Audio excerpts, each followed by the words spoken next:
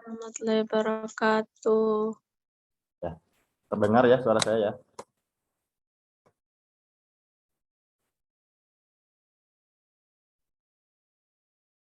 Halo? Ada Pak. Oke. Jadi bismillahirrahmanirrahim. Wilujeng siang ya. Selamat siang bagi mahasiswa yang mengontrak mata kuliah Geografi Kebencanaan di siang ini.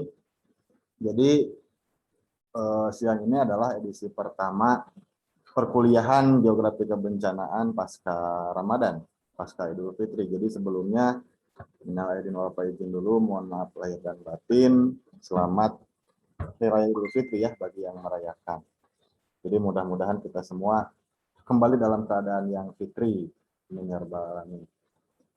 Untuk perkuliahan sekarang, saya kemarin sudah lihat UTS-nya. Ya alhamdulillah lumayan ya, walaupun tidak semuanya dapat nilai bagus, tapi mayoritas sudah terjawab dengan baik sesuai dengan apa yang saya harapkan. Jadi insya Allah nilainya maksimal ya bagi yang mengerjakan dengan baik. Dan yang tidak baik pun saya rasa nilainya cukup memuaskan. Itu. Mungkin ada yang punya inisiatif, wah saya merasa kemarin UTS kurang maksimal nih. Nah kira-kira ada gak yang ingin mengajukan remedial atau perbaikan? Silakan, saya tidak akan menawarkan, tapi kalau ada yang mau perbaikan, merasa belum maksimal, silakan bisa diomongkan ya. Mungkin nanti di japri saja. Oke, untuk edisi pertama setelah Ramadan kali ini, kita masuk ke kelompok ketiga, sambil menunggu Pak Nedi juga ya. Jadi kelompok ketiga ini, apakah sudah hadir semuanya? Hadir, Pak. Hadir ya. Fahrul, anggotanya sudah hadir? Ada, Pak, ada. Oke. Ya, silahkan untuk kelompok ketiga bisa dimulai, nanti rekan-rekan kelompok yang lain usahakan setiap kelompok punya pertanyaan ya buat perwakilan. Jadi biar tidak terlalu monoton nanti ditanya jawabnya. Jadi usahakan setiap kelompok perwakilannya punya satu pertanyaan. Oke, silakan Fahrul untuk di share screen-nya.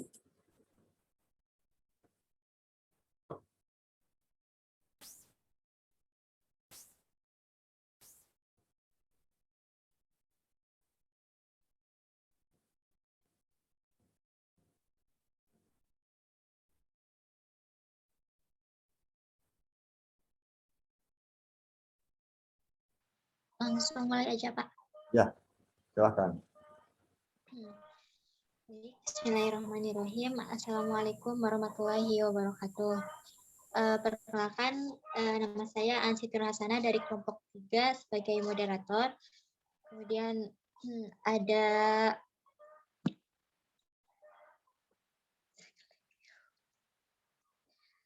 ada Windy Sitiania sebagai operator dan juga pemateri. Kemudian ada Eka Hoirotunisa sebagai notulen. Anggota kelompoknya sendiri itu ada Fahrul Ardiansyah, Windy tadinya, kemudian Husna, Nia, Syafni Dauda, saya sendiri, Ansita Hasanah, Rosikita, dan Eka Hoirotunisa. Mungkin untuk mengefektifkan waktu, kita langsung saja masuk ke materi yang pertama. Untuk materi pertama mengenai pengertian tanah longsor akan dijelaskan oleh teman saya, Pak Harul. Silakan. Ya, baik. Terima kasih. Pertama, terkait pengertian tanah longsor. Di sini ada beberapa definisi mengenai tanah longsor itu sendiri atau gerakan tanah. Yang pertama, gerakan tanah adalah suatu konsekuensi fenomena dinamis alam untuk mencapai kondisi baru akibat gangguan keseimbangan lereng yang terjadi, baik secara alamiah maupun akibat ulah manusia. Anwar 2003. Kemudian ada definisi yang kedua, yaitu tanah longsor merupakan suatu bentuk erosi di mana pengangkutan atau gerakan massa tanah terjadi pada suatu saat dalam volume yang relatif besar ditinjau dari segi gerakannya. Next.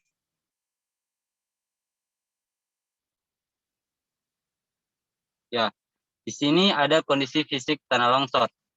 Jadi di wilayah tanah longsor itu sendiri memiliki kondisi fisik. Yang pertama, topografi. Nah, topografi di kondisi fisik tanah longsor yaitu topografinya memiliki topografi lereng yang curam. Di sini kurang lebih dia punya kemiringan 20 derajat. Jadi kemiringan lereng 20 derajat ini merupakan potensi yang besar terjadinya tanah longsor. Walaupun tidak semua kemiringan 20 derajat ini terjadi tanah longsor. Karena mungkin tekstur tanahnya dan juga susunan-susunan materi dari tanah tersebut berbeda. Kemudian geologi. Nah, geologi ini terkait dengan batuan dan susunan dari penyusun tanah itu sendiri. Nah, ketika tanah yang tersusun dari tekstur yang halus dan lembut, itu akan berpotensi besar terjadi tanah longsor dan juga dibarengi dengan faktor-faktor lain seperti matahari, sinar matahari, curah hujan. Kemudian yang ketiga ada curah hujan. Nah, curah hujan ini sendiri memiliki pengaruh besar terhadap terjadinya tanah longsor dengan persipitivasi dan juga kejenuhan tanah akan mengakibatkan tanahnya mudah longsor karena hujan yang tinggi. Nah, selanjutnya tata guna lahan. Tata guna lahan ini terjadinya tanah longsor diakibatkan ada beberapa faktor, diantaranya tata guna lahan ini diakibatkan oleh perubahan dari manusia itu sendiri. Misalnya penggunaan hutan untuk dimanfaatkan hasilnya seperti penebangan pohon. Jadi dari proses tadi penebangan pohon itu memiliki potensi besar terjadinya tanah longsor karena lahan yang digunakan pohon-pohon yang digunakan untuk menahan dari akarnya itu menahan tanah agar kuat. Nah, ketika terjadi penggundulan hutan, maka mengurangi kekuatan tanah itu sehingga mudah terjadinya tanah longsor. Kemudian yang terakhir yaitu terkait dengan hidrologi. Jadi hidrologi ini terutama mengenai hidrologi lereng. Nah, jadi hidrologi yang semakin tinggi yang mengikis permukaan tanah akan mudahnya terjadi tanah longsor akibat hidrologi air tadi yang mengikis tanah. Mungkin itu dari saya.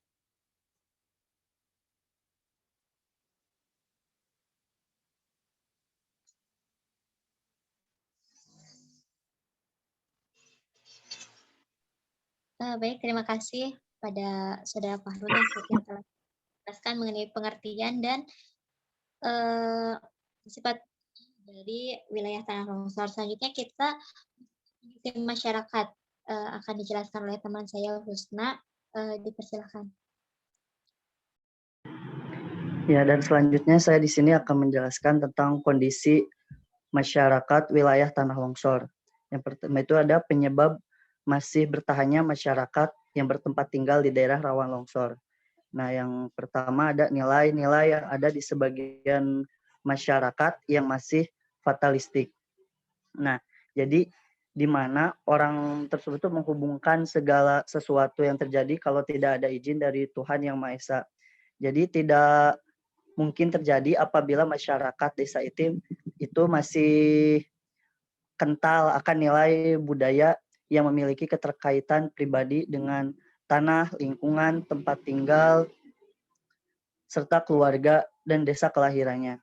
Jadi nilai ini selalu mempertahankan warisan dari nenek moyang, tempat kehidupan, dan tempat bersosial masyarakatnya. Terus yang kedua itu ada kondisi sosial ekonomi rumah tangga yang pas-pasan. Tadi tidak mampu untuk menyediakan lahan yang lebih layak. Jadi mereka itu berkehidupan hanya terjebak untuk memenuhi kebutuhan dasar daripada kebutuhan rasa aman. Sehingga mereka itu lebih tetap bertahan tempat tinggal di daerah yang secara fisiologisnya itu rawan terhadap longsor.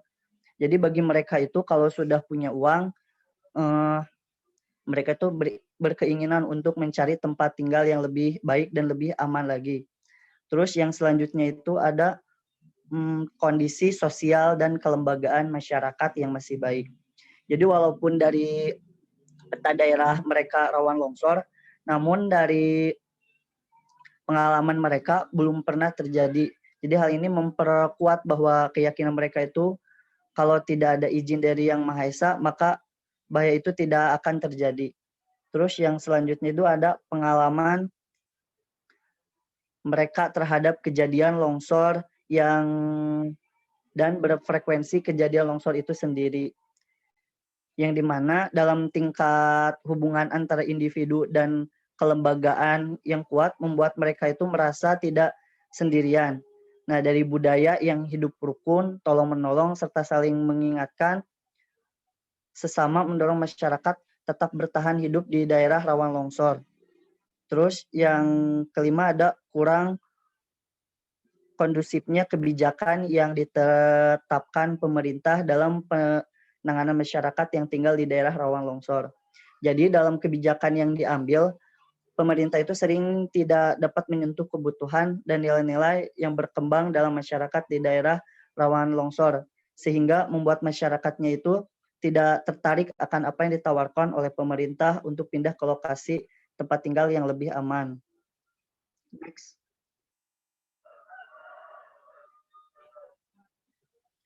Nah, selanjutnya itu ada untuk menghadapi tantangan kehidupan masyarakat, berusaha untuk menyesuaikan diri dan beradaptasi dengan situasi dan kondisi yang ada.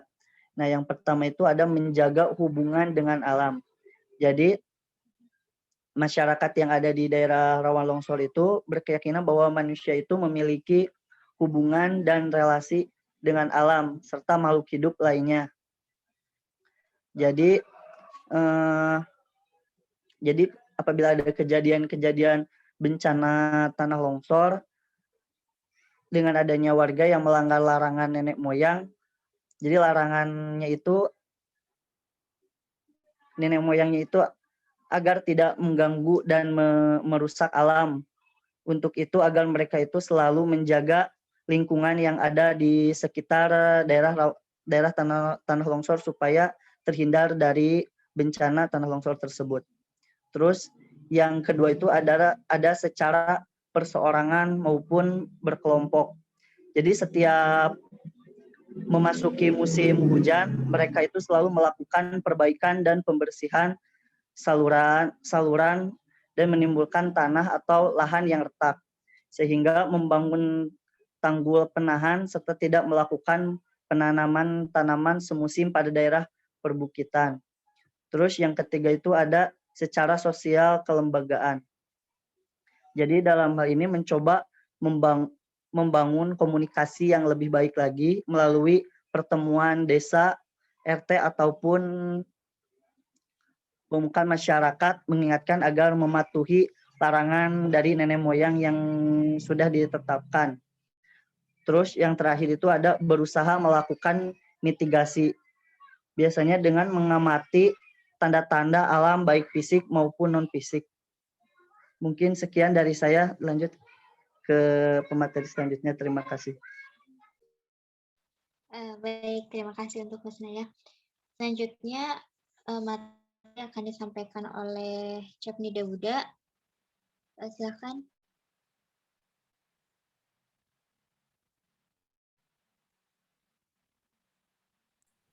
Screen-nya di full ya dulu. Baik, Pak. Win.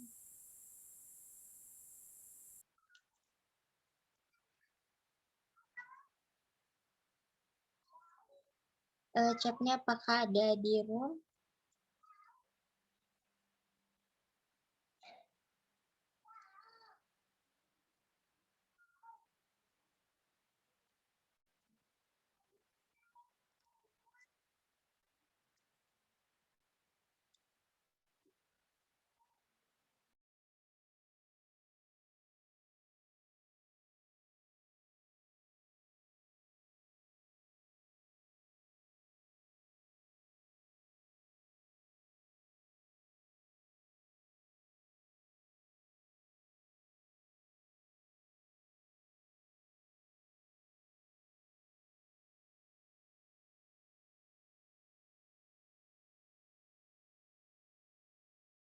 Mohon maaf teman-teman, bisa tolong cek chat ini ada di room nggak?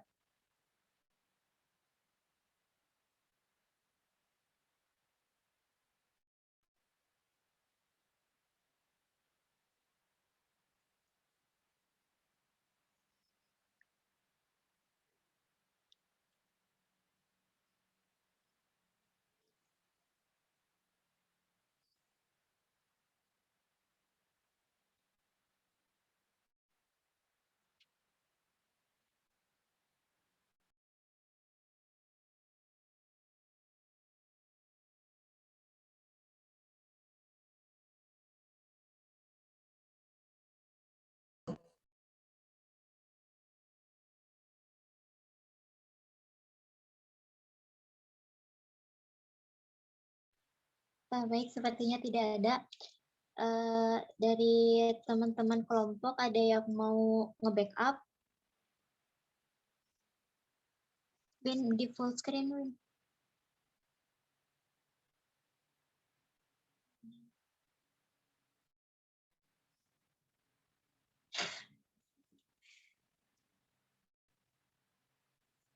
Oke, mungkin bagian chat ini saya coba jelaskan ya. Ini bencana tanah longsor dan dampaknya.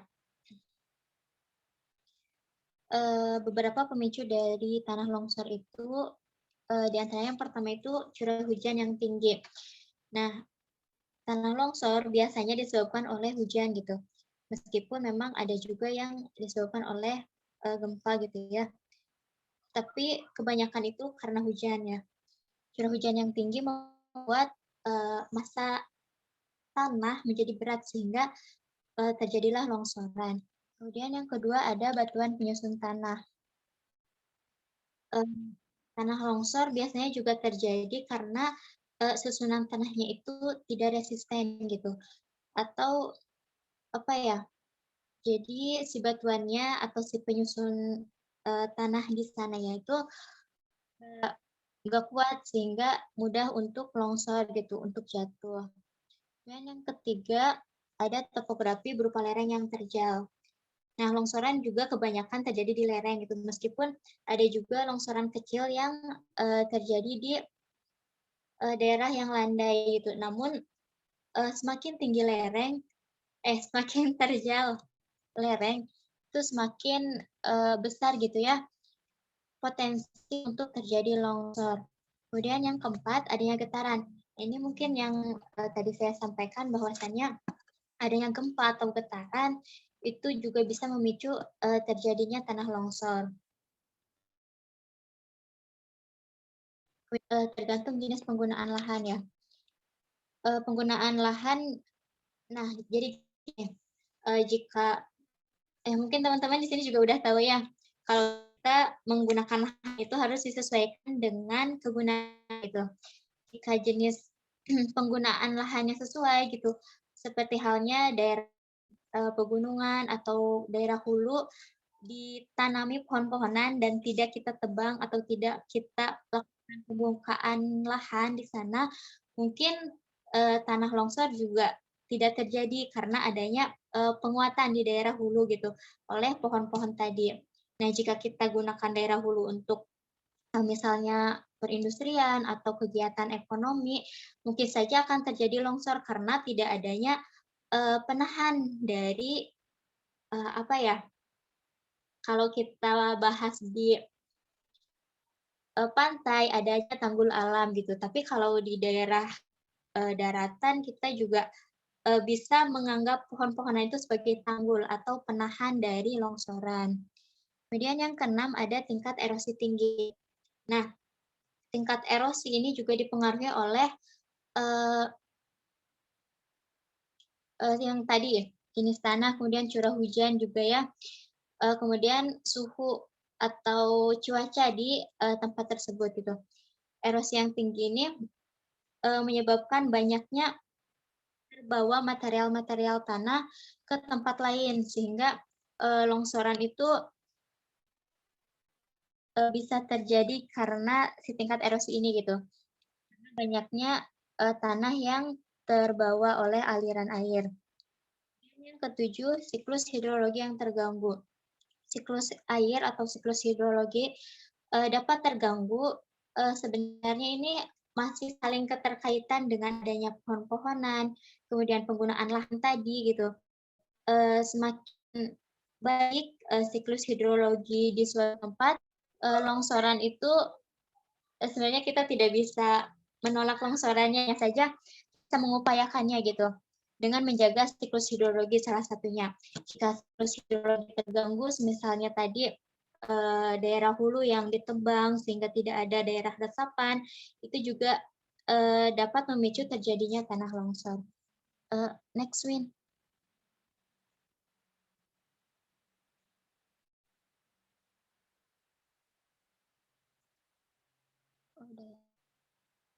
Untuk wilayah yang berpotensi mengalami longsor, itu dapat dilihat pada hal-hal berikut. Yang pertama itu ada lerengnya itu cukup curam, seperti yang sudah saya katakan, kemudian teman-teman juga sudah tahu ya, semakin lereng curam, semakin besar gitu potensi suatu tempat terjadi longsor. Kemudian yang kedua, terdapat bidang gelincir, yaitu berupa batuan di bawah lapisan tanah yang kedap akan air. Nah, jadi di longsoran itu terjadi ketika ada bidang gelincir gitu, berupa lapisan tanah yang kedap air atau kita sebut juga sebagai batuan di bawahnya gitu. Nah, dengan adanya si lapisan bawah ini, si tanah atasnya itu bisa mengalami longsoran gitu ya. Dan yang ketiga, terdapat cukup air hujan yang masuk ke pori-pori tanah. Nah, dengan adanya pemasukan atau air hujan yang masuk gitu ya ke tanah, itu membuat si tanah berat gitu sehingga terjadilah longsoran atau si tanahnya itu bergerak gitu, menuruni lereng.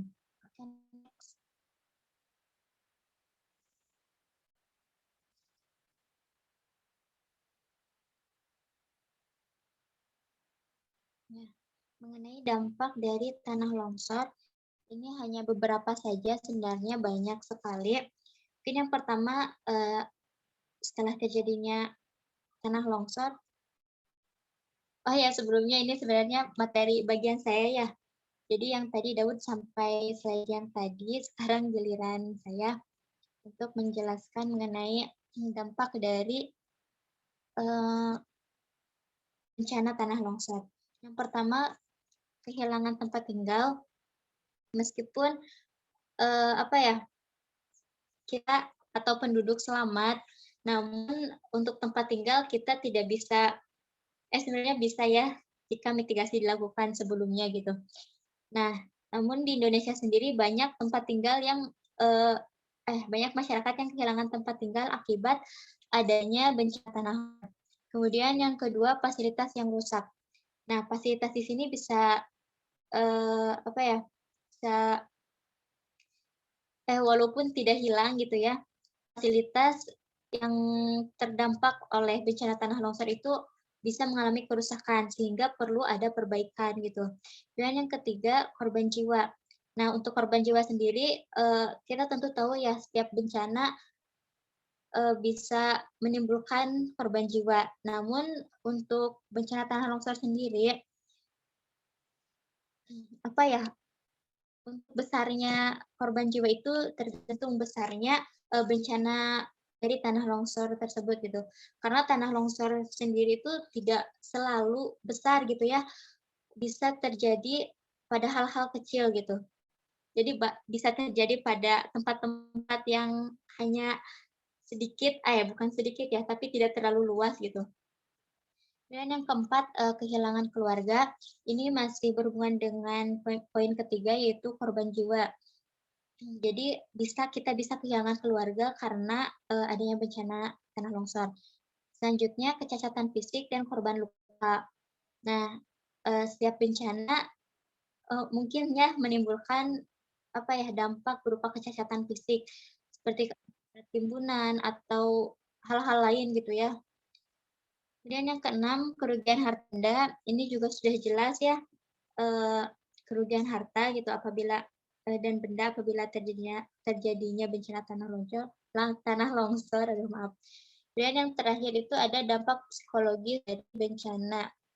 Nah, dampak psikologis ini bisa berupa apa ya? Misal kita hilang harapan, kemudian kayak benar-benar gak punya apa-apa lagi gitu setelah adanya tanah longsor.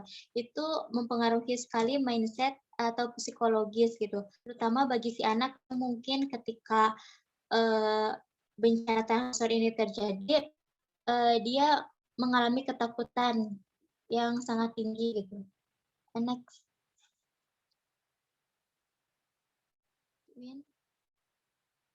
Nah, untuk jenis-jenis tanah longsor ini ada 6 ya. Yang pertama itu ada longsoran translasi. Longsoran translasi ini bergeraknya massa tanah pada bidang rata ataupun bergelombang. Jadi longsoran translasi ini si tanahnya itu bergerak cuma enggak bisa besar, bisa enggak gitu ya. Nah, longsoran translasi ini banyak terjadi di Indonesia. Jadi longsorannya itu pada bidang yang cukup landai gitu. Kemudian yang kedua ada longsoran rotasi. Longsoran rotasi juga banyak terjadi di Indonesia, yaitu pergerakan tanah berada di bidang yang cekung gitu. Tanahnya itu bergerak namun berada pada daerah gelincir yang cekung. Kemudian yang ketiga ada pergerakan blok. Untuk pergerakan blok sendiri, pergerakan tanahnya itu dia bergerak dalam daerah gelincir yang rata, namun dia lebih besar gitu, lebih memblok. Jadi si pergerakan blok ini sama dengan longsoran translasi, namun si pergerakan blok itu lebih ke satu kotak, satu petak gitu ya, tanah yang berpindahnya gitu. Kalau longsoran translasi itu lebih ke tidak beraturan lah, tidak mesti satu kotak gitu ya. Kalau teman-teman pernah pernah lihat gitu di daerah teman-teman atau di daerah yang pernah terjadi longsor itu ada pergerakan yang memang dia satu blok tanah jatuh atau berpindah gitu.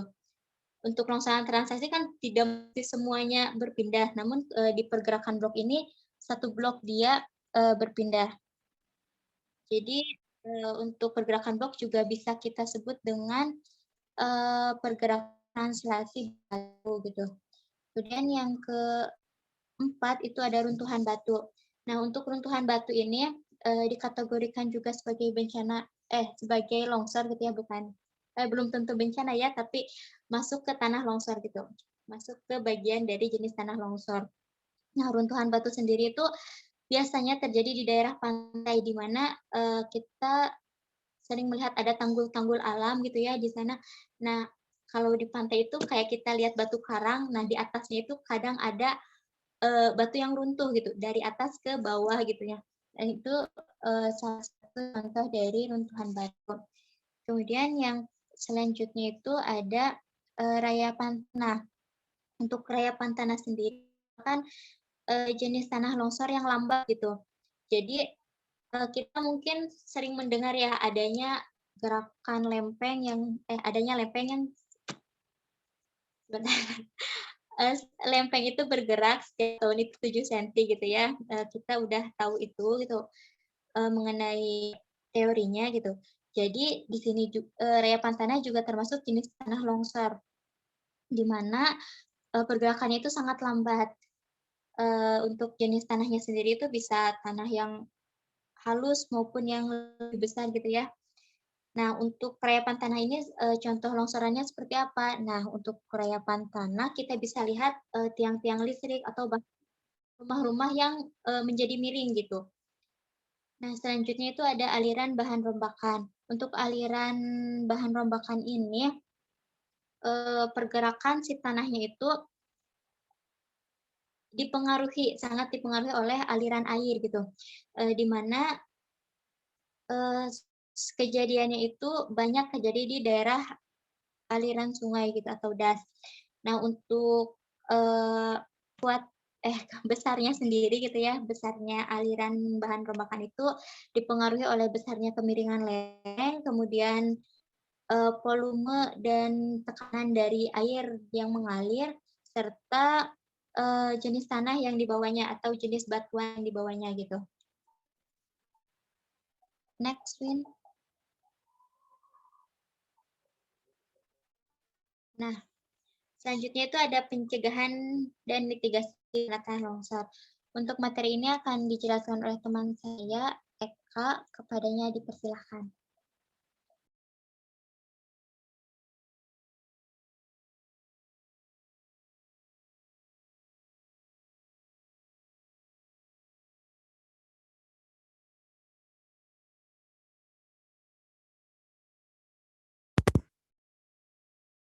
Sebelumnya, apakah suara saya terdengar?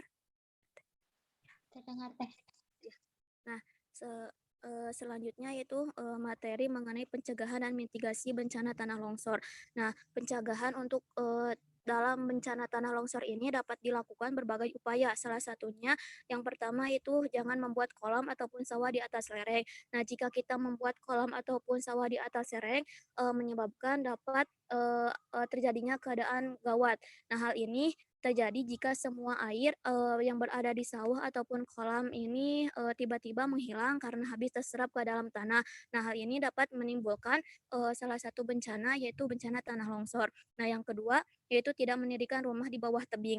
Nah, misalnya jika suatu tebing ini mempunyai ketinggian 100 meter, maka pembangunan untuk perumahan ataupun pemukiman ini dalam jarak minimal 250 meter dari adanya tebing tersebut. Nah, hal ini bertujuan untuk meminimalisir terjadinya longsor agar tidak terkena kepada kawasan pemukiman.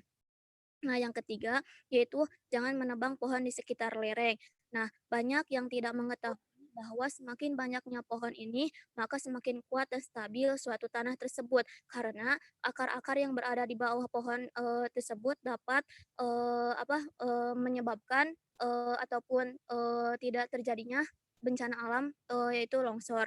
Nah, yang keempat, jangan memotong tebing secara tegak lurus. Hal ini menyebabkan untuk mengurangi hal ini karena dengan adanya memotong tebing secara lurus ini dapat menyebabkan menguranginya daya penahan tanah terhadap tanah yang berada di atasnya. Karena walaupun di atas lereng masih dipenuhi oleh pohon-pohon yang besar, namun jika badan tebing sudah terpotong secara dalam, justru tanah di bagian bawah yang akan kehilangan penumpang sehingga akan memudahkan menimbulnya terjadinya bencana longsor.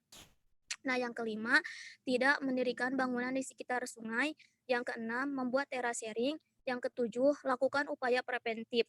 Nah, upaya preventif ini dilakukan secara mengecek apakah terdapat retakan tanah ataupun tidak di suatu wilayah tersebut. Nah, jika ditemukan retakan tanah, maka segera tutuplah celah retakan tersebut dengan tanah lempung supaya tidak terjadinya banyak air yang masuk ke dalam celah tersebut. Nah, yang selanjutnya memberikan penyuluhan kepada masyarakat. Dan selanjutnya harus adanya intervensi dari pemerintah. Next teh.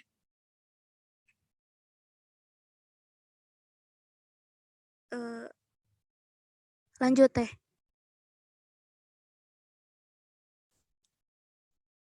Nah, selanjutnya yaitu mengenai upaya dan strategi penanggulangan tanah longsor. Nah, yang pertama, menghindari pembangunan pemukiman di daerah bawah lereng yang rawan terjadi tanah longsor.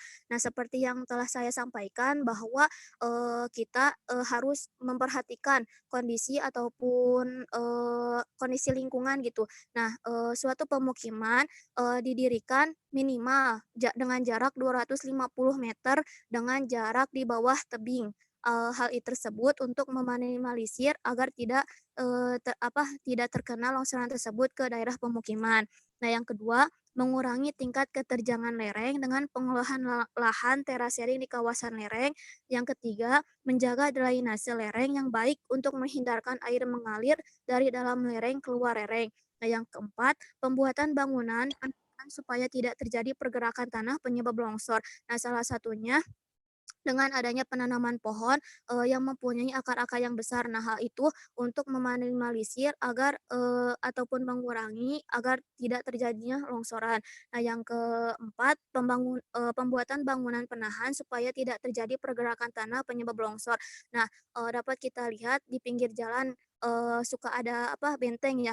Nah, upaya tersebut dilakukan untuk mengurangi terjadinya longsor yang akan menyapu jalanan tersebut. Nah, sehingga pemerintah ataupun masyarakat sekitar membuat benteng tersebut untuk sebagai penahan. Nah, yang selanjutnya, melakukan penanaman pohon yang mempunyai perakaran yang dalam dan jarak tanaman yang tidak terlalu rapat di antaranya, dapat dilakukan diselangi tanaman pendek yang bisa menjaga drainase air.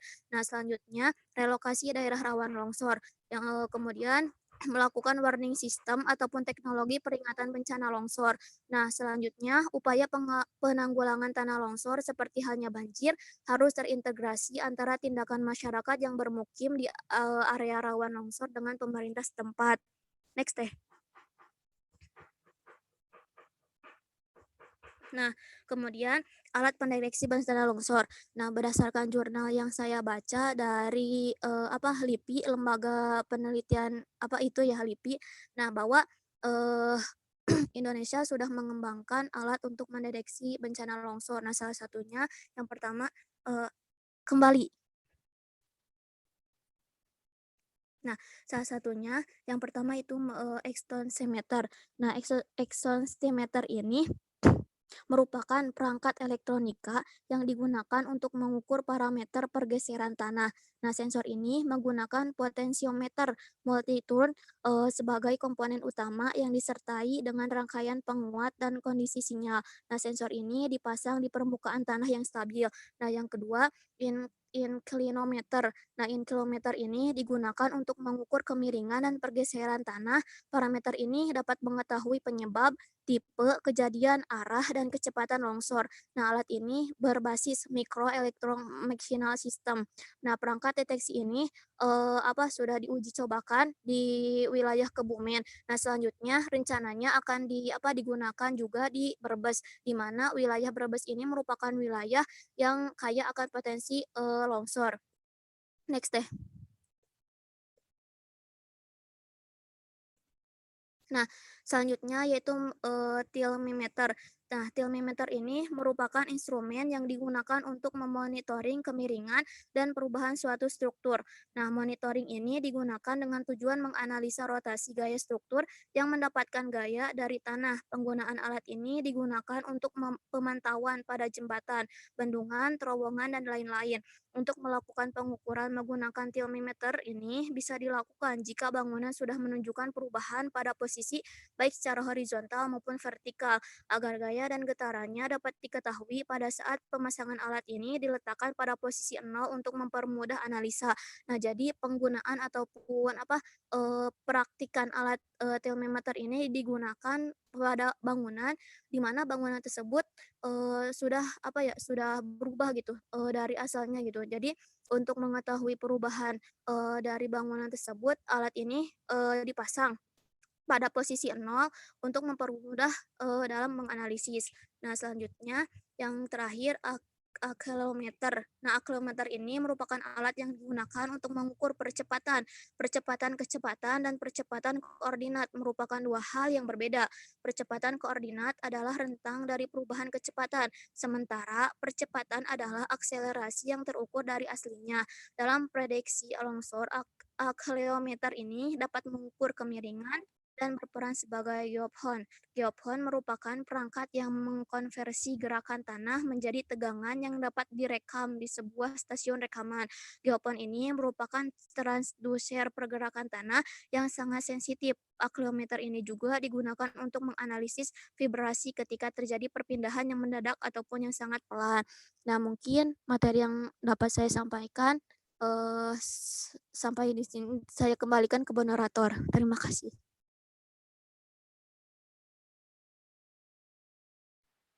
Baik, terima kasih TK telah menyampaikan mengenai upaya dari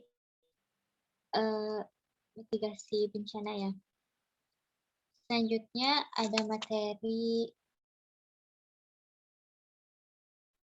slide baru. Udah ya. Mau nge-lag di sayanya ya Allah. Selanjutnya ada mitigasi bencana tanah longsor ya yang ada yang terbagi menjadi 3, ada prabencana, saat terjadi, dan pasca bencana. Untuk mitigasi bencana akan disampaikan oleh Saudari Rosita.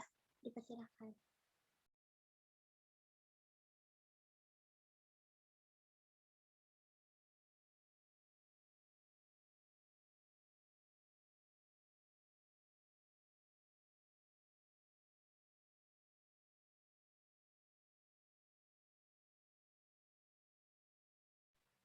Apakah suara saya jelas? Jelas terdengar? Halo?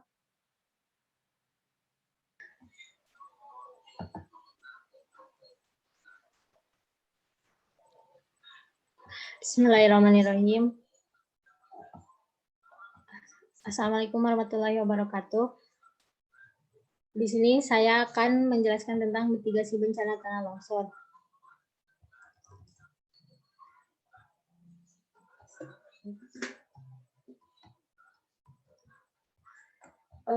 Yang pertama itu ada prabencana tanah longsor.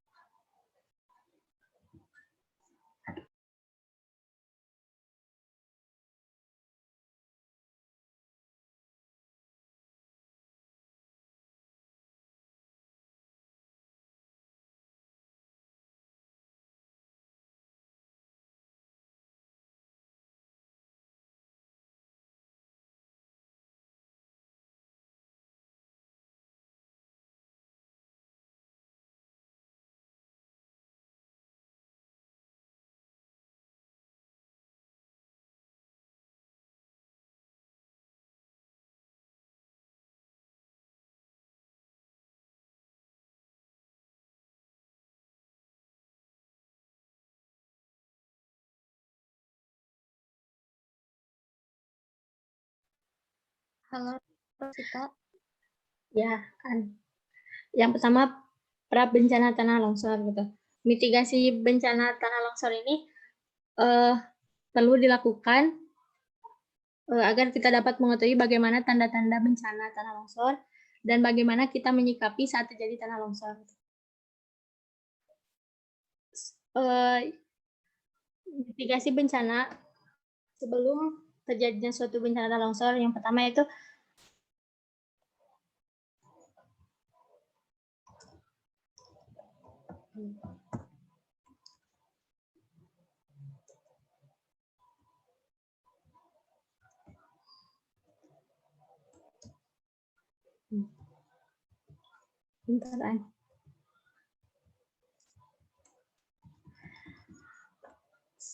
yang pertama, sebelum bencana antara lain peringatan dini secara optimal yang terus-menerus kepada masyarakat. Yang pertama, mendatangi daerah rawan longsor lahan berdasarkan peta kerentanannya. Yang kedua, memberikan tanda khusus kepada daerah rawan longsor lahan. Yang ketiga, memanfaatkan peta-peta kajian tanah longsor secepatnya. Yang keempat, pemukiman sebaiknya menjauhi tebing. Yang kelima, tidak melakukan pemotongan lereng. Selanjutnya itu melakukan reboisasi pada hutan yang pada saat dalam keadaan gundul. Saat ini dalam keadaan gundul gitu. Menanam pohon penyangga, melakukan penghijauan pada lahan-lahan terbuka, terus membuat terasering atau sengkedan pada lahan yang memiliki kemiringan yang relatif curam. Nah, selanjutnya itu membatasi lahan untuk pertanian. Nah, yang kedua yaitu hal yang saat terjadi tanah longsor gitu. Yang pertama, tetap waspada dan mengingat bahwa tetap waspada terhadap terjadinya suatu bencana gitu. Terus yang kedua, segera keluar dari daerah longsoran atau aliran reruntuhan atau puing-puing ke bidang yang lebih stabil. Terus bila melarikan diri tidak memungkinkan, lingkarkan tubuh Anda seperti bola dengan kuat dan lindungi kepala Anda. Posisi ini akan memberikan perlindungan terbaik untuk badan gitu. Terus selanjutnya, amati di luar rumah bila ada aliran lumpur atau aliran lumpur campuran batu agak tebal, mungkin akan diikuti longsor yang besar. Serta amati dan waspada dan bersiap-siap untuk evakuasi secepatnya bila terjadi perubahan mendadak. Perubahan mendadak ini seperti adanya penambahan atau pengurangan debit aliran air. Yang kedua, adanya perubahan air dari jernih menjadi keruh. Terus selanjutnya pasca bencana tanah longsor. Nah, hal yang dilakukan setelah bencana longsor, yang pertama, hindari berada di daerah longsoran di mana longsoran susulan dapat terjadi. Gitu. Terus yang kedua, periksa korban luka dan korban yang terjebak longsoran tanpa langsung memasuki daerah longsoran.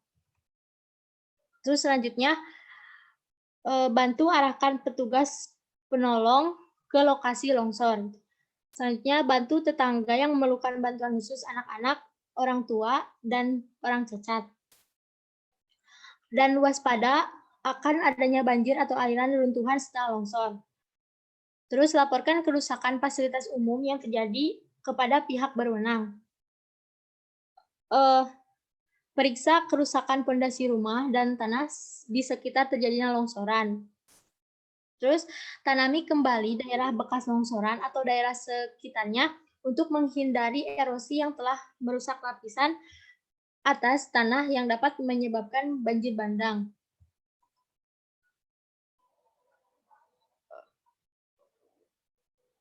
Adapun tahap mitigasi bencana tanah longsor,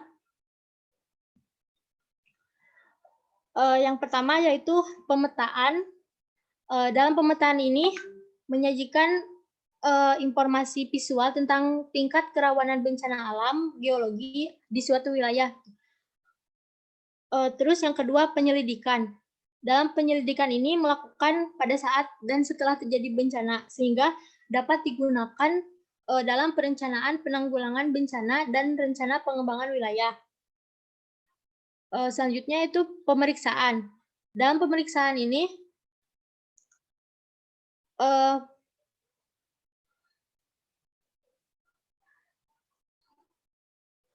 melakukan pada saat ini terjadi bencana sehingga dapat diketahui penyebab dan penanggulangannya. Yang selanjutnya itu pemantauan. Dalam pemantauan dilakukan di daerah rawan bencana.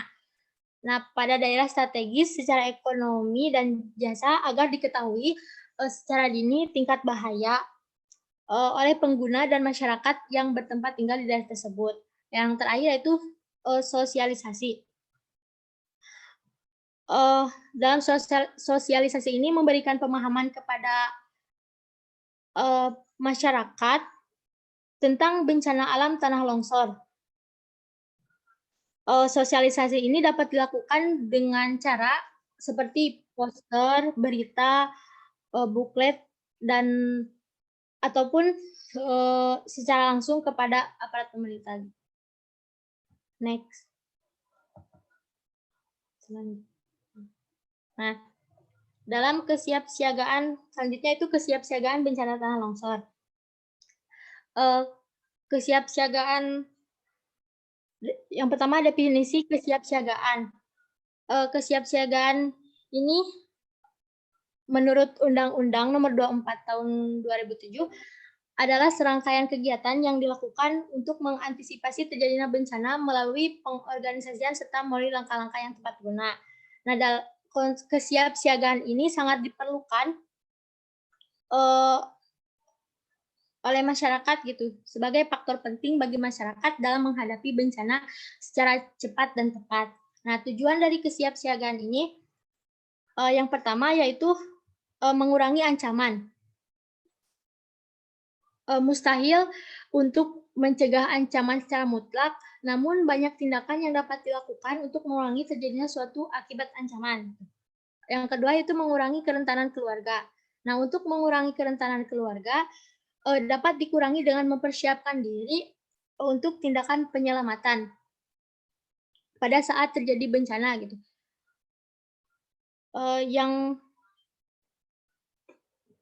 mempersiapkan diri dengan melakukan kesiapsiagaan itu seperti membuat perencanaan evakuasi dan mendapatkan pelatihan kesiapsiagaan bencana. Selanjutnya itu mengurangi akibat. Mengurangi akibat ini mengurangi akibat yang terjadi terhadap suatu ancaman. Dan perlu mempersiapkan diri agar cepat bertindak apabila terjadi lagi suatu bencana gitu. Dan selanjutnya itu menjalin kerjasama. Menjalin kerjasama ini menjalin kerjasama dengan pihak-pihak yang berkaitan seperti kecamatan, puskesmas, ataupun polisi. Terus selanjutnya ada parameter untuk mengukur kesiapsiagaan. Parameter yang pertama yaitu pengetahuan dan sikap. Pengetahuan dan sikap ini penting terhadap masyarakat. Misalnya pengetahuan tentang bencana longsor serta resiko bencana yang mencakup kejadian yang menimbulkan bencana. Masyarakat harus tahu tentang pengetahuan tentang bencana serta sikap masyarakat terhadap bencana seperti apa. Yang kedua yaitu perencanaan dan kedaruratan. Rencana tanggap darurat ini berkaitan dengan evakuasi, terus pertolongan dan penyelamatan agar korban bencana dapat diminimalkan. Selanjutnya itu mobilisasi sumber daya. Mobilisasi sumber daya ini yang dimaksud yaitu kemampuan keluarga dalam memobilisasi sumber daya manusia. Mobilisasi sumber daya ini sangat dibutuhkan dan penting untuk mendukung kesiapsiagaan gitu. Dan mobilisasi sumber daya ini terhadap masyarakat dapat berupa pelatihan, workshop, serta penyediaan materi-materi kesiapsiagaan gitu di keluarga. Yang selanjutnya itu sistem peringatan. Nah, sistem peringatan ini meliputi tanda peringatan dan informasi bila terjadi suatu bencana. Nah, peringatan ini bertujuan untuk mengurangi korban jiwa karena ini merupakan pengetahuan kepada masyarakat tentang tanda atau bunyi peringatan. Selanjutnya itu kebijakan dan panduan.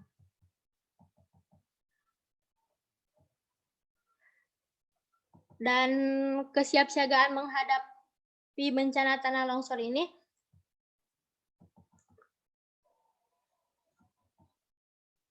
ketika mulai ada tanda longsor gitu. Yang pertama, penilaian bencana dan perencanaan siaga.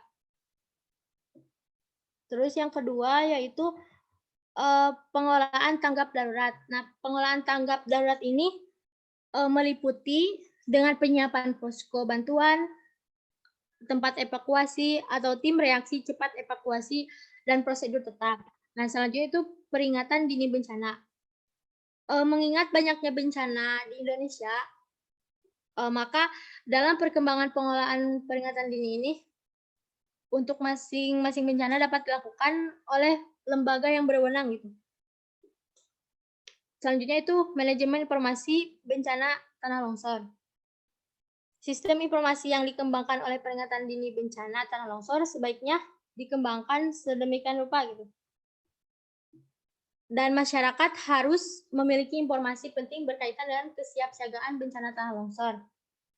Misalnya relawan yang bisa dihubungi pada saat terjadi bencana gitu. Terus selanjutnya itu gladi simulasi bencana. Nah, gladi simulasi bencana tanah longsor ini sangat penting diadakan untuk mengenal kesiapsiagaan menghadapi bencana tanah longsor, khususnya tentang peringatan dini dan evakuasi. Terima kasih. Assalamualaikum warahmatullahi wabarakatuh. Kembalikan ke moderator. Waalaikumsalam warahmatullahi wabarakatuh. Untuk selanjutnya akan dijelaskan oleh Saudari Nia. Silakan.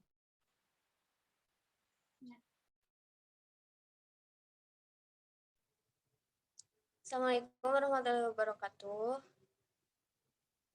Di sini saya akan sedikit menjelaskan mengenai tanggap darurat bencana tanah longsor. Nah, untuk tanggap darurat bencana sendiri adalah serangkaian kegiatan yang dilakukan dengan segera pada saat kejadian bencana untuk menangani dampak buruk yang ditimbulkan yang meliputi kegiatan penyelamatan dan evakuasi korban, harta benda, pemenuhan kebutuhan dasar, perlindungan, pengurusan pengungsi, penyelamatan, serta pemulihan prasarana dan sarana. Next. Nah, untuk kegiatan yang dilakukan pada saat tanggap darurat bencana tanah longsor, diantaranya ada pengkajian secara cepat dan tepat terhadap lokasi, kerusakan, kerugian, dan sumber daya. Kemudian ada penentuan status keadaan darurat bencana, kemudian ada penyelamatan dan evakuasi masyarakat terkena bencana, kemudian ada pemenuhan kebutuhan dasar, perlindungan terhadap kelompok rentan, dan pemulihan dengan segera prasarana dan sarana vital. Mungkin cukup sekian dari saya. Assalamualaikum warahmatullahi wabarakatuh. Baik, Waalaikumsalam warahmatullahi wabarakatuh. Selanjutnya untuk rekonstruksi akan dijelaskan oleh Saudari Windy. Silakan Windy.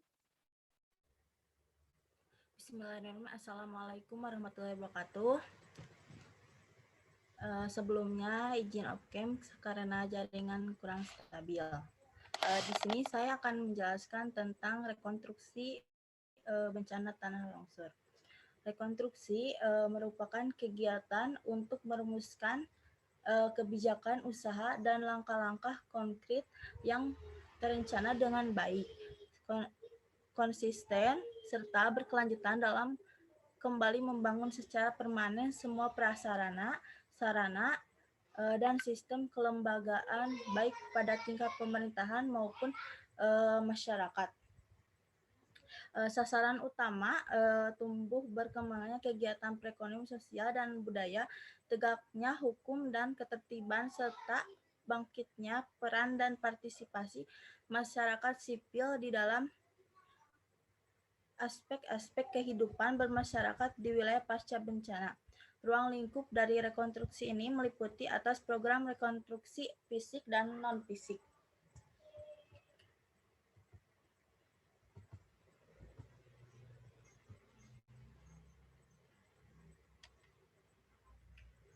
Penguatan bangunan-bangunan infrastruktur di daerah rawan bencana tanah longsor ini menjadi pertimbangan utama untuk mitigasi kerusakan yang disebabkan oleh tanah longsor, karena kerentanan untuk bangunan-bangunan yang dibangun pada jalur tanah longsor hampir 100%. Ada beberapa tindakan yang harus perbaikan yang bisa ditambah untuk tempat-tempat hunian. Yang pertama ada perbaikan drainase tanah atau menambah materi yang bisa menyerap. Yang kedua, modifikasi lereng, pengurangan sudut lereng sebelum pembangunan. Yang ketiga, vegetasi kembali lereng-lereng. Yang keempat, beton-beton yang menahan tembok mungkin bisa menstabilkan lokasi hunian.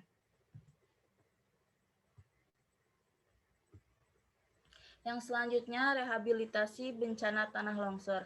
Rehabilitasi ini upaya untuk dapat dilakukan melakukan perbaikan dan pemulihan terhadap segala aspek pelayanan publik atau masyarakat hingga tingkat yang memadai pada wilayah pasca bencana dengan target utama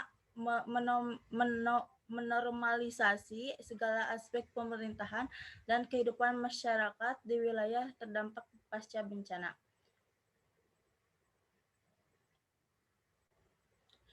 Dengan target utama untuk menormalisasi segala aspek pemerintahan dan kehidupan masyarakat di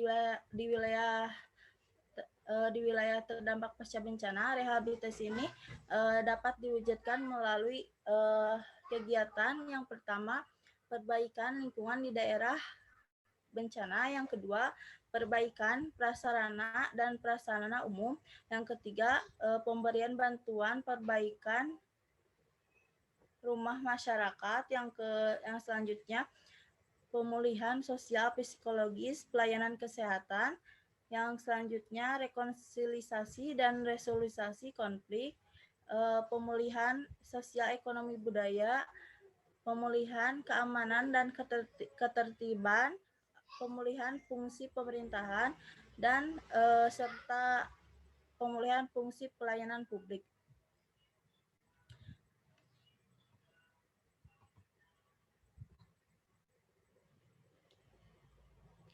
Pelaksanaan kegiatan pemulihan rehabilitasi dan rekonstruksi pasca bencana dilaksanakan dalam rangka pengurangan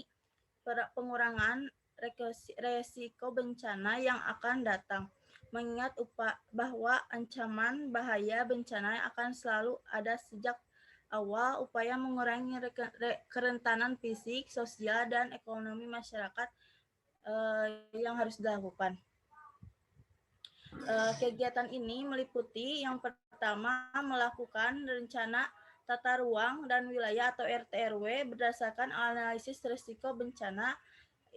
Ini termasuk ke dalam struktur, pola ruang wilayah, dan penetapan kawasan dengan mempertimbangkan potensi risiko bencana yang telah ditetapkan lembaga berwenang.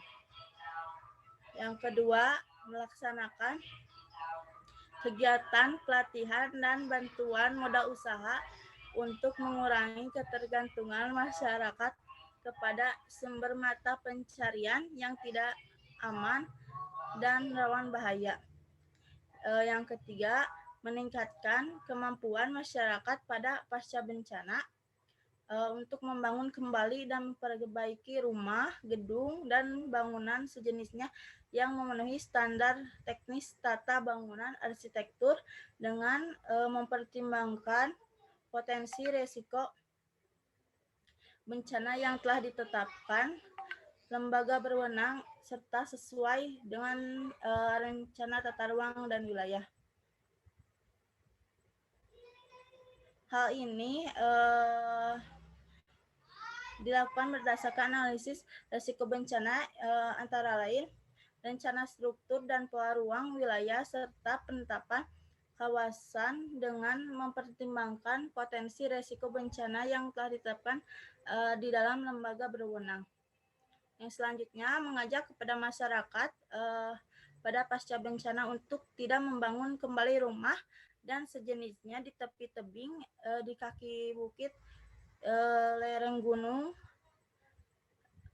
dan tepi sungai, dan di pinggir pantai.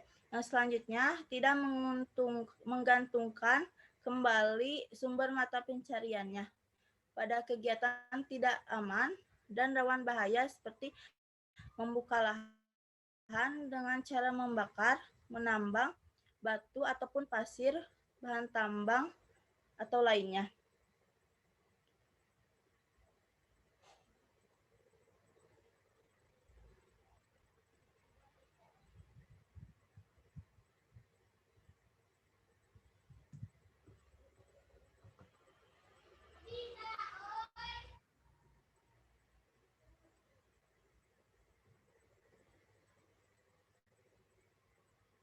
Hanya sekian pemaparan dari saya.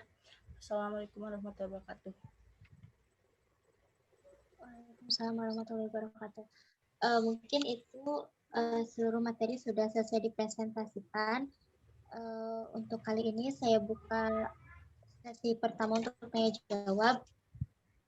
Untuk sesi tanya jawab dibuka 1 termin 3 penanya. Boleh di forum chat ataupun on mic saja langsung ya.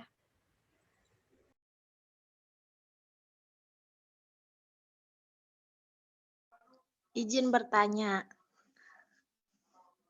Boleh. Mangga Teh. Assalamualaikum warahmatullahi wabarakatuh. Sebelumnya perkenalkan, nama saya Ningsindi Ariyanti, perwakilan kelompok 2 Tsunami.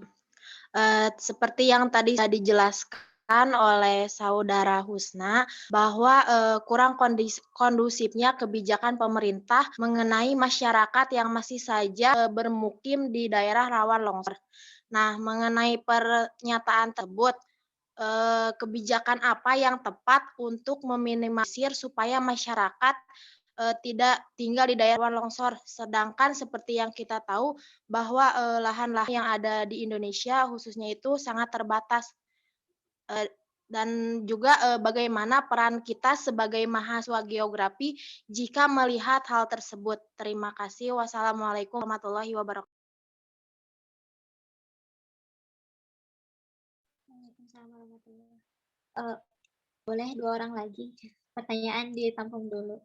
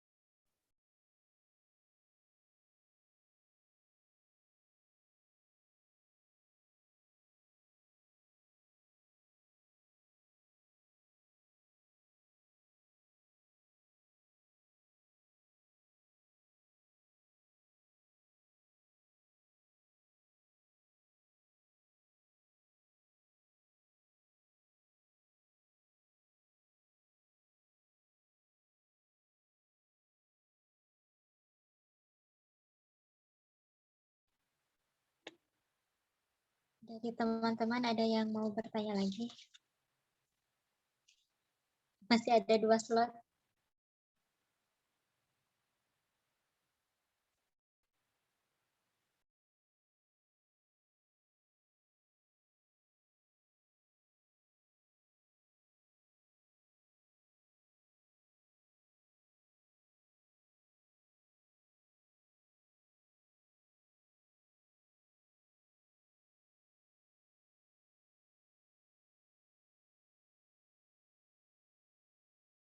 Baik, izin membacakan pertanyaan yang di kolom chat ya. Mohon maaf, baru terbuka. Pertanyaan yang kedua itu ada dari Nanda Bunga. Dari kelompok 5 ya, izin bertanya. Di antara alat-alat pendeteksi tanah longsor tadi, alat mana yang paling efektif untuk mendeteksi bencana tanah longsor? Dan selain di Kebumen, apakah wilayah lain juga sudah memakai alat tersebut? Nah, itu pertanyaan kedua. Untuk pertanyaan ketiga dari Teh Vina Sadiah, kelompok 6. Pertanyaannya, menurut BNPB tahun 2019 tercatat ada 40,9 juta warga Indonesia yang tinggal di daerah rawan bencana longsor. Bagaimana tanggapan kalian? Bagaimana tanggapan kalian tentang hal itu? Apakah upaya mitigasi di Indonesia mengenai bencana longsor sudah efektif, terutama dalam sosialisasi kepada masyarakat yang tinggal di daerah rawan longsor? Nah, ini masuk juga pertanyaan keempat dari Gina Melita, kelompok 1. Izin bertanya, apakah yang dapat menjadi penyebab adanya longsor translasi serta sebutkan wilayah yang sering terjadinya longsor translasi di wilayah Indonesia. Oke, cukup ya untuk sesi pertanyaan, dicukupkan 4 dulu ya. Sebentar, mungkin teman-teman yang sudah punya jawaban boleh langsung unmute ya untuk menjawab pertanyaan dari kawan-kawan yang lain. Teh izin menjawab dari pertanyaan siapa? Pertanyaan Teh dari pertanyaan Nanda Bunga. Ini pertanyaan Anda ya. Berdasarkan jurnal yang pernah saya baca, jurnal tersebut dari LIPI gitu. Nah, LIPI itu kan suatu lembaga. Nah, di mana lembaga tersebut sudah mengeluarkan alat atau alat untuk mengetahui bencana rawan longsor. Nah, salah satunya alat-alat yang sudah saya bacakan tadi. Nah, di antara alat-alat tersebut sebenarnya sih semuanya itu efektif gitu. Nah, jadi ketika kita akan mengetahui bencana longsor di suatu wilayah, maka satu alat dengan lainnya itu saling berhubungan gitu. Jadi ketika kita akan menganalisis, maka tidak hanya satu alat saja yang digunakan gitu, tetapi secara keseluruhan alat tersebut digunakan secara bersama-sama gitu, supaya untuk mengetahui analisis yang lebih akuratnya. Nah, berdasarkan jurnal tersebut, saya memperoleh bahwa alat tersebut kan sudah diuji cobakan di Kebumen. Nah, kemudian alat tersebut akan dicobakan di wilayah Brebes. Nah, eh wilayah nah, wilayah Brebes tersebut kan merupakan salah satu wilayah di mana wilayah tersebut itu eh akan bencana longsor gitu. Nah, jadi alat tersebut digunakan selain di Kebumen juga di Brebes. Nah, kemudian dari jurnal lainnya juga saya pernah baca bahwa alat tersebut dipasang pernah diuji coba dan dipasang di Kamojang, Garut, Kabupaten Bandung Barat, di atas jembatan Cisamoang yang dulu pernah longsor. Nah, yang sekarang update juga alat tersebut dipasang di Purwakarta di rel kereta api kilometer 107 dan 113. Nah, mungkin jawaban dari saya segitu. Mungkin dari teman-teman ada yang ingin menambahkan?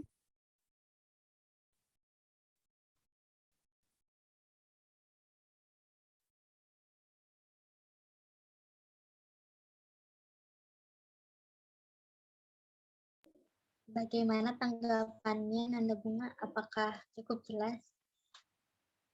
Atau masih ada yang ingin ditanyakan? Iya, sudah cukup jelas. Terima kasih.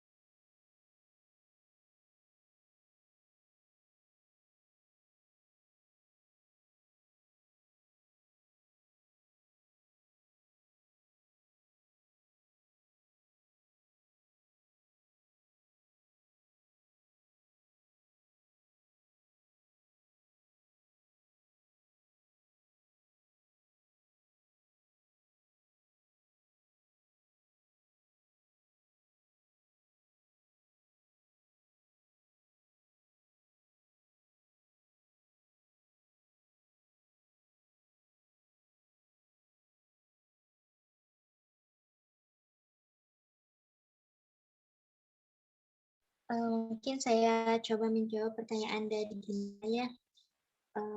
Apa sih yang menyebabkan terjadinya longsoran translasi? Nah, untuk longsoran translasi sendiri sebenarnya sama saja dengan longsoran yang lainnya gitu. Yang membedakan itu hanya di bidang gelincirnya gitu. Di mana longsoran translasi ini dia longsorannya itu terjadi di bidang gelincir yang cukup landai. Jadi dia nggak terlalu miring banget gitu. Dia cukup landai. Kemudian di mana sih daerah Indonesia yang banyak terjadi longsoran translasi gitu?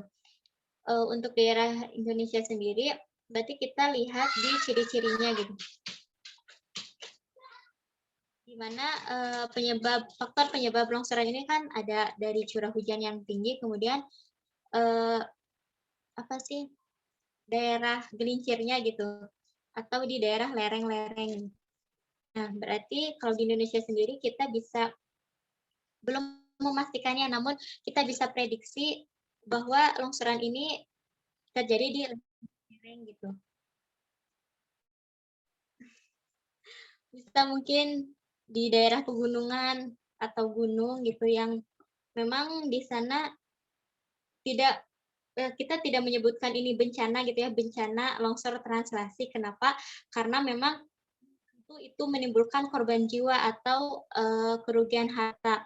Karena longsoran translasi sendiri tidak selalu besar gitu. Karena banyak karena longsoran translasi ini bisa hanya sebagian kecil si tanahnya itu bergerak ke daerah bawahnya gitu. Gimana Gina? Ada tanggapan nggak? Cukup, Aan.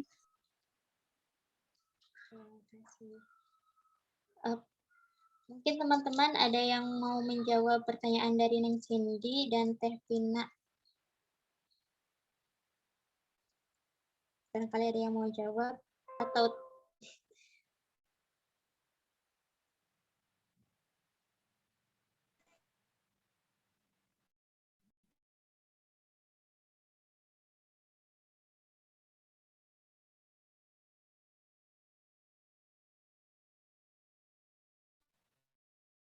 izin mengulang pertanyaan dari Neng Cindy. Tadi ada pernyataan dari salah satu pemateri, yaitu ada kurang kondusifnya masyarakat, di mana mereka banyak yang tinggal di daerah yang kawasannya itu bahaya longsor gitu. Nah, kebijakan apa yang menurut kami, menurut kelompok kita gitu ya, cukup efektif untuk meminimalisir agar masyarakat tidak tinggal di sana gitu.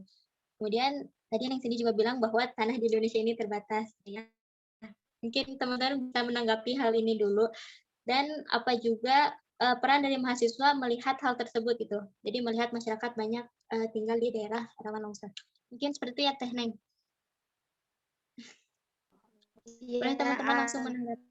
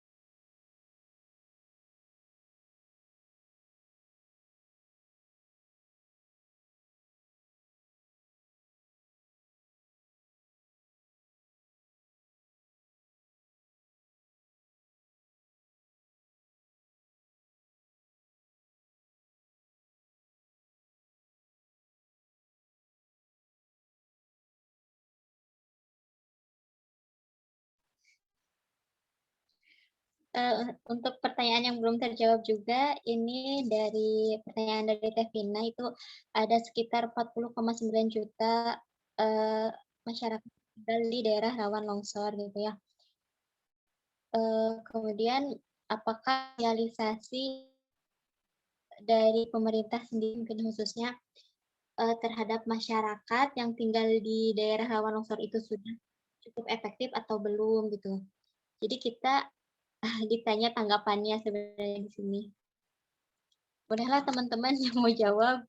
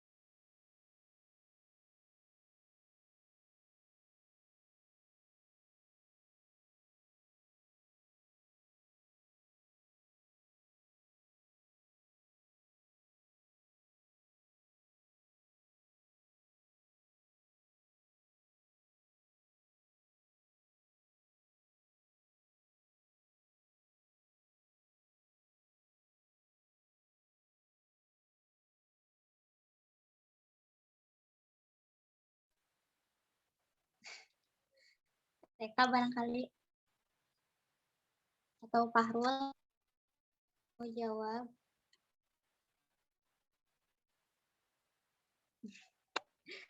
Baik, aku izin menanggapi ya pertanyaan dari Tevina mengenai ada 40,9 juta ya data dari BNPB bahwa masyarakat Indonesia itu tinggal di daerah rawan bencana. Sebenarnya pertanyaan dari Tevina sama Neng Cindy agak mirip ya mengenai masyarakat yang mereka itu kayak gak takut gitu, gak takut untuk tinggal di kawasan-kawasan yang zona merah dalam hal longsor.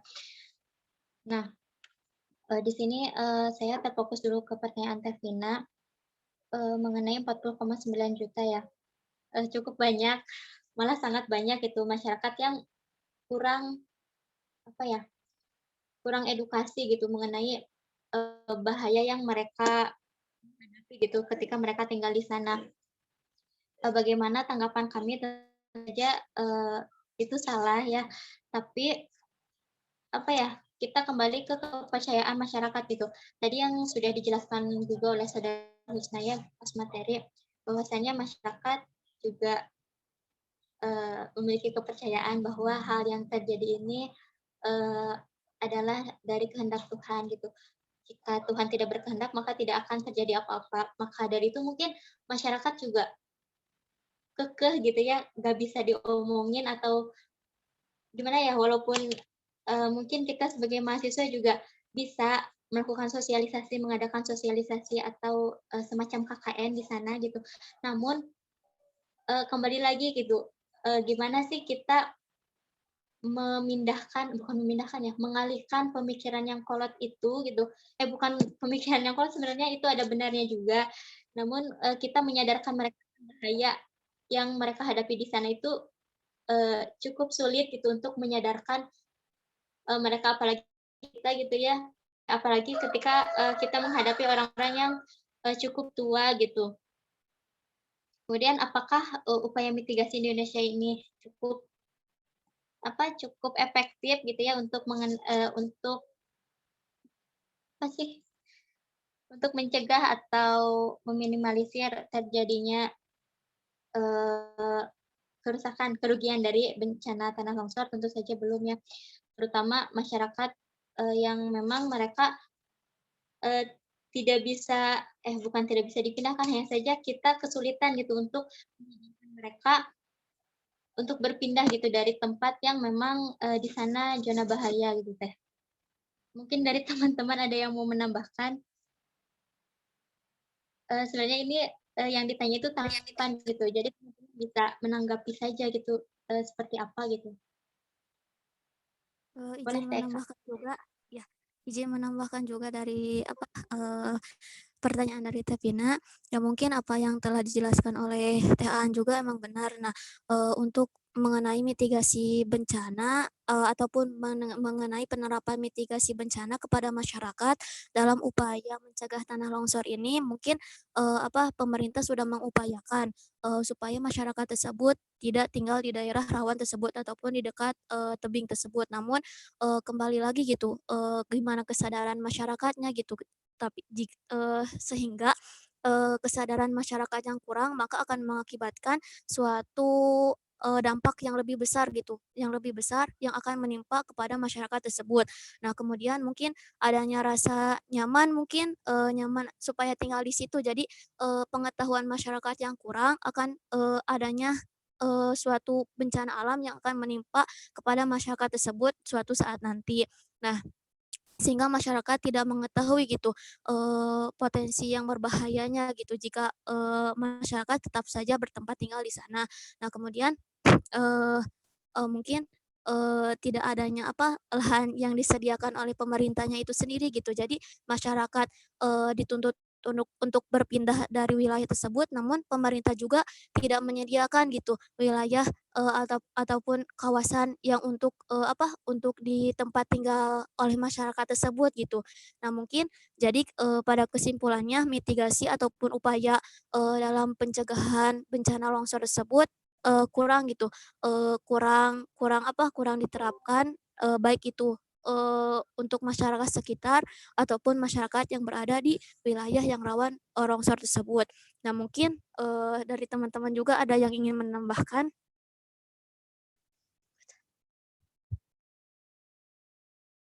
Baik, makasih Teh. Saya kembalikan dulu ke Teh Vina, gimana, ada tanggapan nggak?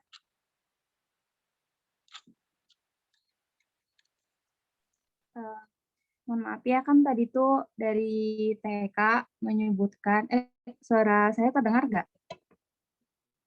Jelas Teh, terdengar. Kan tadi dari TK sendiri menyebutkan ada rasa kenyamanan di daerah itu dari masyarakatnya itu sendiri. Nah, kan tadi juga kan menyebutkan apa namanya, kurang kondusif juga. Nah, ada juga gitu kan maksud dari pertanyaan yang tadi saya tanyakan itu tuh lalu apa gitu kan upaya pemerintah dalam mengurangi dampak resikonya itu gitu.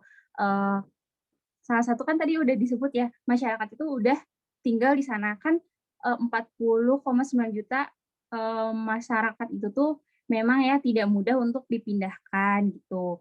Nah, lalu upaya pemerintah itu seperti apa gitu untuk mengatasi dampak dari resiko tanah longsor itu sendiri gitu. Mungkin seperti itu. Baik Teh Vina. Jadi pertanyaannya juga menanyakan kebijakan apa yang sebaiknya diterapkan oleh pemerintah gitu ya Teh. Sebenarnya pertanyaan ini hampir sama ya sama yang ditanyakan oleh Neng Cindy yang belum juga terjawab oleh kelompok kami ya mengenai kebijakan untuk meminimalisir masyarakat yang tinggal di kawasan bahaya longsor. Untuk teman-teman di sini mungkin ada yang mau menjawab terkhusus untuk kelompok 3. Nah, mungkin saya coba menjawab pertanyaan dari Neng Cindy dulu sebagian gitu ya mengenai mahasiswa, bagaimana sikap mahasiswa melihat hal tersebut gitu.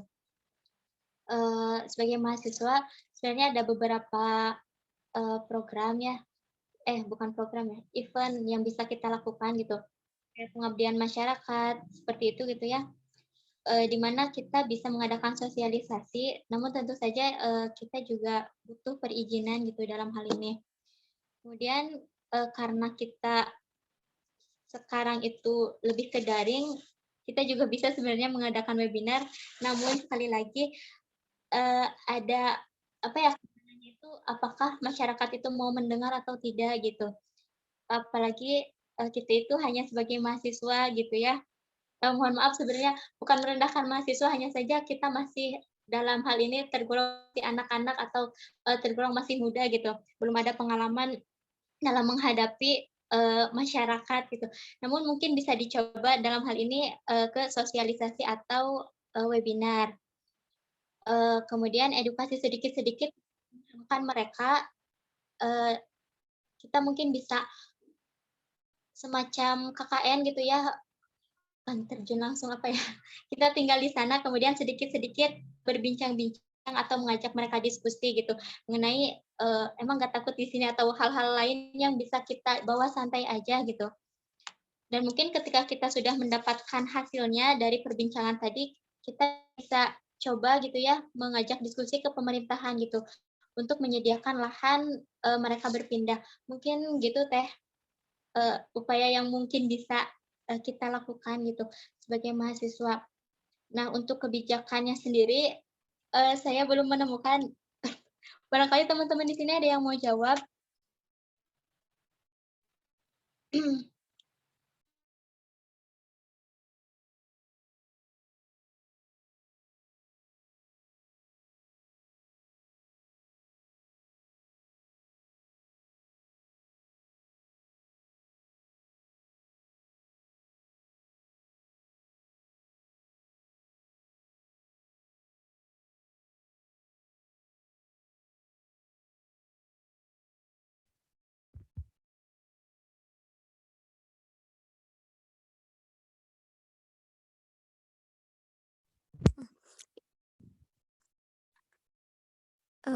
Izin mencoba menjawab Teh.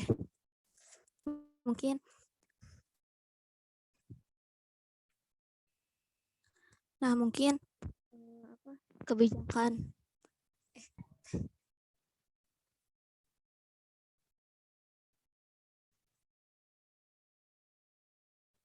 THAN.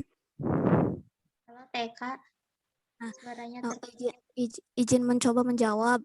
Nah, mungkin kebijakan dari pemerintah yang harus dilakukan untuk menanggulangi bencana tanah longsor ini dilakukan, yaitu dapat dilakukan beberapa hal gitu. Nah, yang pertama, mengurangi tingkat keterjangan lereng dengan pengolahan lahan terasering di kawasan lereng. Nah, jadi pemerintah dengan masyarakat setempat harus bekerja sama gitu dalam pengolahan lahan terasering gitu supaya bencana longsor tidak terjadi gitu. Nah, yang kedua, menjaga drainase lereng yang baik untuk menghindarkan air mengalir dari dalam lereng keluar lereng gitu.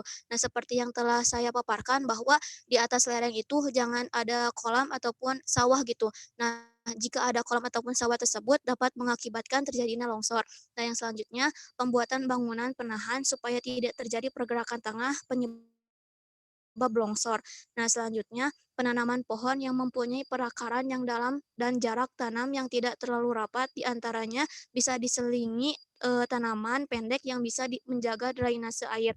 Nah, kemudian relokasi daerah rawan longsor. Meskipun butuh dana yang sangat besar, ini merupakan salah satu upaya yang penting untuk dilakukan baik itu dari pemerintah setempat ataupun masyarakat ketika ancaman bencana bisa merenggut nyawa dan kerugian. Selanjutnya, yaitu mengenai warning sistem ataupun alat-alat pendeteksi pergerakan tanah yang beresiko akan longsor di daerah longsor. Nah, terima kasih. Halo TK. Pada warga untuk melakukan tindakan mitigasi bencana. Nah, mungkin kebijakan ataupun upaya-upaya yang dapat dilakukan oleh pemerintah ataupun masyarakat sekitar bisa dilakukan berdasarkan upaya-upaya yang telah tadi dipaparkan gitu. Nah, mungkin barangkali ada yang ingin menambahkan gitu.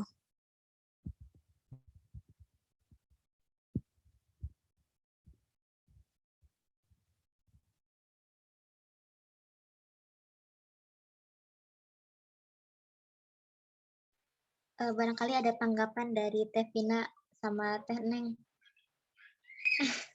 Sudah cukup Teh Aan, terima kasih, dan Teh Eka.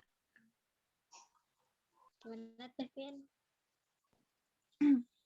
Ya, sudah cukup. Terima kasih kelompok 3 ya ini tuh. Ya Teh. Oke, alhamdulillah. Oke, mungkin karena pengetahuan kami terbatas ya, sehingga tidak dapat menjawab dengan maksimal gitu. Teman-teman di sini bisa membaca-baca lagi materi atau mencari-cari lagi tambahannya ya.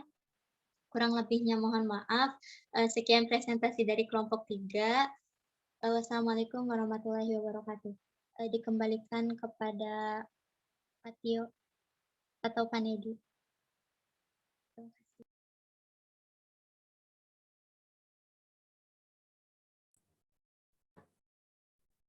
Oke, mohon terima kasih untuk kelompok 3 yang sudah memaparkan materinya terkait bencana tanah longsor ya.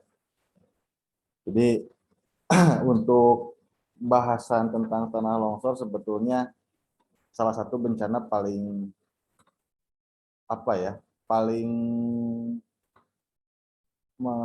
membuat mimpi buruk bagi masyarakat di daerah yang tempat tinggalnya di daerah lereng yang cukup terjal gitu. Karena di Indonesia sendiri tadi seperti data yang diutarakan oleh rekan kalian, 40,9 juta masyarakatnya itu berada di wilayah yang rawan longsor. Memang itu sangat mengerikan ya. Ketambah di kita edukasinya masih minim dan lain sebagainya. Mungkin cocoknya Pak Haji Nedi sih yang membahas tentang materi longsor ini karena beliau sangat dalam kajiannya terkait dengan geografi fisik dalam hal tanah longsor. Mungkin karena sekarang beliau belum bergabung ataupun tidak bisa bergabung, saya akan sedikit membahas terkait pertanyaan-pertanyaan yang disampaikan oleh rekan-rekan kalian ya. Sebelum ke membahas pertanyaan, saya ingin mengomentari dulu terkait PowerPoint. Saya menemukan beberapa perbedaan ya antara PowerPoint yang sudah kalian setorkan di Google Classroom yang saya dan PowerPoint yang kalian sampaikan di presentasi kali ini.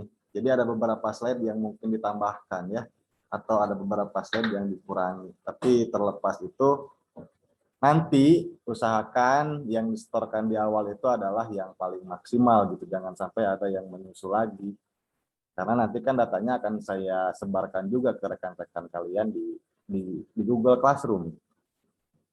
Itu yang pertama. Yang kedua, itu terkait dengan materi ya. Terkait dengan materi, saya rasa PowerPoint yang kalian buat itu terlalu sederhana.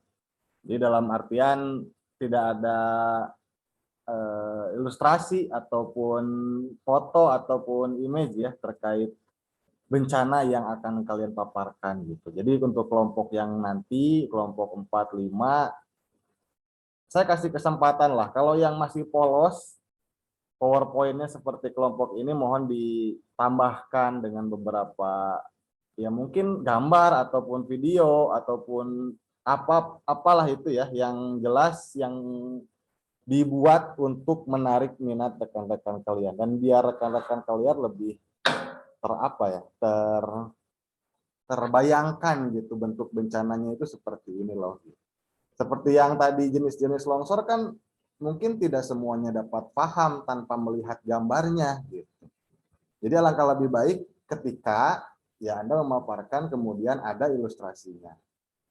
Itu akan lebih mengena sih saya rasa ya. Mungkin itu revisinya, bukan revisi sarannya. Tambahannya untuk kelompok-kelompok yang akan datang, kelompok 4 dan seterusnya, ketika itu masih polos silahkan tambahkan, masih ada waktu ya, gitu. Oke.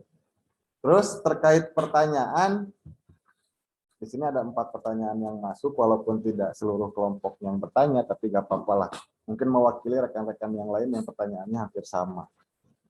Yang pertama terkait alat lah ya. Terkait alat tadi kelompok 3 memaparkan beberapa alat. Saya lihat ada 4 alat yang dipaparkan. Dan itu alatnya itu memang sangat sulit didapatkan di Indonesia dan tidak semua orang bisa membuatnya. Jadi intinya sulitnya penerapan alat ini di lokasi-lokasi longsor pertama karena aksesnya sulit. Yang kedua harganya lumayan mahal. Jadi memang tidak bisa merata ditempatkan di seluruh Indonesia. Mungkin ke depannya kalian sebagai mahasiswa atau saya sebagai akademisi bisa membuat alat-alat sederhana yang memang bisa digunakan atau dipraktekkan secara praktis dan murah di masyarakat. Itu menjadi PR kita bersama ya. Jadi kadang-kadang bisa membuat alat sederhana dan diterapkan di masyarakat itu menjadi hal yang diimpi-impikan oleh setiap akademisi. Nah mungkin kita ke depannya bisa lah membuat alat sederhana pendeteksi longsor. Ya seperti contoh simpelnya ketika kalian melihat sebuah rekahan yang berpotensi longsor, kalian pasang 2 patok aja ya di 2 tepi rekahannya, kemudian kalian tempelkan sebuah kabel atau alat yang menghubungkan kedua patok tersebut. Nanti ketika rekahan tersebut bergeser, misalnya menjauh gitu kan, dan itu indikasinya akan ada longsor. Nah, seakan-akan bagaimana caranya ketika kabel tersebut putus, alarm berbunyi gitu. Jadi alat-alat seperti itu kan bisa dirancang sebetulnya menjadi alarm peringatan sederhana di tempat-tempat yang mungkin sulit dijangkau, sehingga ketika ada pergerakan tanahnya itu bisa terdeteksi gitu, dan orang-orang di bawah bisa menyelamatkan diri. Intinya kan seperti itu. Oke, itu terkait alat. Yang paling efektif saya belum melihat yang mana. Yang jelas tadi di kelompok 3 sudah menjelaskan ada 1 alat yang dipakai di beberapa tempat ya. Dan itu percobaannya di Jawa Tengah, kemudian di Jawa Barat beberapa daerah. Itu mungkin bisa dicoba, tapi itu saya rasa mahal. Oke, itu terkait pertanyaan alat dari siapa? Nanda ya tadi. Kemudian pertanyaan dari Vina dan Neng Cindy itu pertanyaannya hampir mirip, yaitu peran pemerintah ya menyadarkan masyarakat di daerah rawan longsor. Saya pernah memberikan materi di pengungsian longsor ternyata mereka tahu bahwa daerahnya itu rawan longsor. Bukannya mereka gak mau pindah gitu, ataupun bukannya mereka gak mau direlokasi, tapi relokasinya kadang-kadang yang dilaksanakan atau disediakan pemerintah itu terlalu jauh dari lokasi awal. Dan alhasil pertimbangannya itu karena pekerjaan mereka yang bertani itu di daerah itu juga, ketika mereka dipindahkan jauh gitu kan, mereka bebannya itu berarti akses yang terlalu jauh terhadap pekerjaan. Itu salah satunya yang menjadi mereka berat untuk direlokasi. Itu yang pertama. Yang kedua, mereka berat direlokasi itu karena ada pemikiran-pemikiran yang membuat mereka terbebani dalam hal ini tanah nenek moyang saya loh. Jadi saya itu berat untuk meninggalkan tanah kelahiran saya. Saya itu berat untuk meninggalkan tanah warisan nenek moyang saya. Rata-rata itu yang paling berat alasannya. Jadi mereka apapun itu resikonya, mereka akan hadapi selama mereka masih tinggal di tempat nenek moyangnya. Rata-rata orang-orang kita tradisional seperti itu pemikirannya. Jadi emang sulit direlokasi. Apalagi daerah-daerah Tasik Selatan, Garut Selatan, itu memang hampir seluruh wilayah pemukimannya itu di daerah rawan longsor. Saya rasa untuk memindahkan semuanya tidak bisa. Caranya adalah dengan mengedukasi. Mungkin itu cara yang paling terakhir ya. Minimal kita bisa meminimalisir korbannya, walaupun mereka tidak pindah semua. Gitu. Oke, itu dari peran pemerintah. Pemerintah sudah berusaha untuk merelokasi, tapi tidak semuanya dapat direlokasi. Mungkin peran kita mengedukasi itu lebih efektif daripada hanya sekedar memaksakan relokasi, gitu ya. Mahasiswa bisa masuk di sana.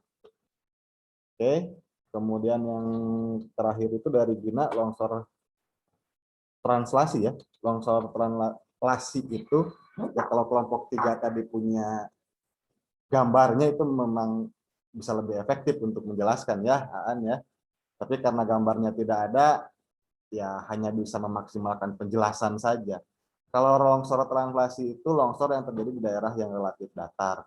Jadi memang tidak terjadi di lereng, tapi di daerah yang relatif datar, dan sifatnya pergerakannya sangat lambat gitu. Jadi lebih ke pergerakan tanah sih, bukan longsor yang secara langsung mendadak dalam skala yang besar gitu.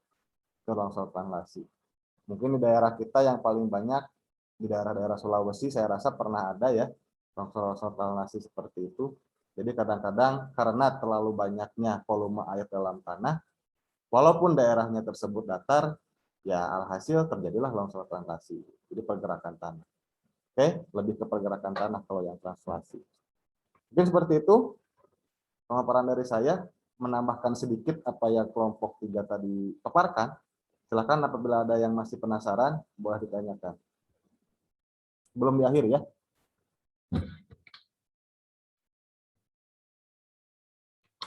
Mangga.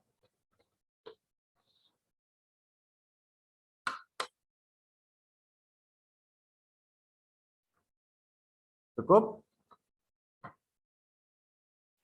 Kalau cukup, saya ingin tanya dulu kelompok 4, apakah PowerPoint-nya masih polos untuk minggu depan?